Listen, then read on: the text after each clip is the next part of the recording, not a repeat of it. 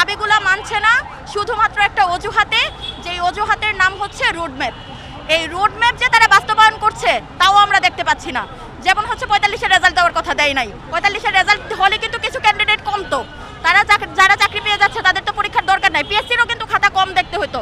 আচ্ছা, মেইন কথা হচ্ছে তাদের রোডম্যাপ, যে রোডম্যাপে তারা 50-এর যে সার্কুলার সেটা পর্যন্ত দিতে পারে নাই। তো পিএসসি যে কেন দাবি মানছে না এটা পিএসসিই বলতে পারবে আর উপদেষ্টা মণ্ডলীই বলতে পারবে, কোনো নির্দিষ্ট গোষ্ঠীকে সুযোগ দেওয়ার জন্য হয়তো মানছে না।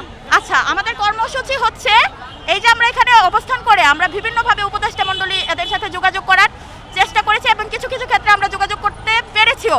যেমন রবিবারে আমরা অলরেডি আশাবাদী ছিলাম যে আমাদের দিকে পজিটিভ কোনো একটা রায় আসবে, কিন্তু না, এরকম কিছু হয় নাই। তাই জন্য আবার এই আন্দোলন এবং আজকের কর্মসূচি হচ্ছে কিছুক্ষণ পরে আপু একটু আসেন। এই যে আমাদের যে জুলাই কন্যা যার ক্রেস আমি হাতে নিয়ে রেখেছি, এই যে এই আপু অলরেডি ঘোষণা দিয়েছেন যে আমরা সবাই হচ্ছে গায়ে কেরোসিন মেখে দাঁড়াবো, আমরা নিজেদেরকে জ্বালিয়ে শেষ করে দিব যদি এই ডিসিশনে তারা স্টিক থাকে, আমাদেরকে যদি আমাদের উপর মহল মানে উপদেষ্টা মণ্ডলী এবং প্রধান উপদেষ্টার সাথে দেখা করতে না দেয়। এই ক্রেস আমার কাছে আরও ওনার বিভিন্ন জিনিস আছেন, এই জিনিসগুলো উনি প্রথমে পড়াবেন, তারপর আমরা যে যার গায়ে আগুন দিব। কারণ হচ্ছে আমাদের 27 তারিখ থেকে পরীক্ষা, আজকে 25 তারিখ, আমরা একদম এখন হার্ড লাইনে মানে ডু অর ডাই পজিশনে আমরা দাঁড়িয়ে আছি। এই সম্মাননাটি আমি জগন্নাথ বিশ্ববিদ্যালয় থেকে পেয়েছি।